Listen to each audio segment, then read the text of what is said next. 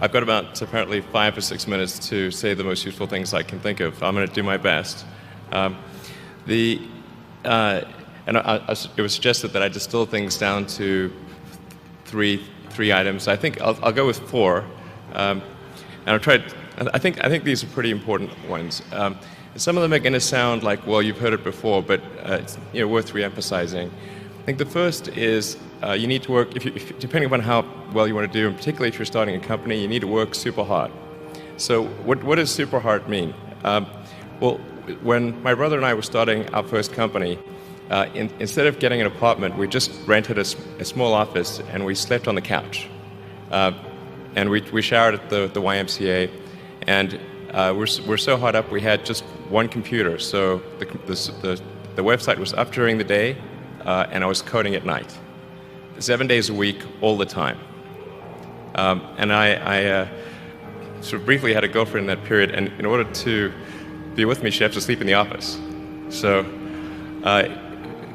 work hard, like every waking hour. That's the thing I would say particularly if you're starting a company. And if you do simple math, you say like, okay, if somebody else is working 50 hours and you're working 100, you'll get twice as much done in the course of a year as the other company. The other thing I'd say is that if you're creating a company or if you're joining a company, the most important thing is to attract great people. So either join a group that's amazing, that you really respect, or if you're building a company, you've got to gather great people. All a company is a group of people that have gathered together to create a product or service. And so depending upon how talented and hardworking that group is, and the degree to which they are focused cohesively in a good direction, that will determine the success of the company. So do everything you can to gather great people if you're creating a company. Then I'd say focus on signal over noise. A lot of companies get confused. They spend money on things that don't actually make the product better. So, for example, at Tesla, we've never spent any money on advertising. We put all of the money into R&D and manufacturing and design to try to make the car as good as possible.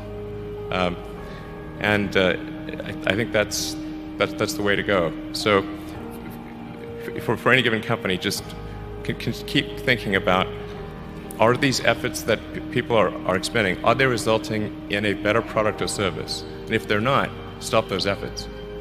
And then the final thing is to sort of don't just follow the trend. So you may have heard me say that it's good to think in terms of the physics approach of first principles, which is, rather than reasoning by analogy, you boil things down to the most fundamental truths you can imagine, and you reason up from there.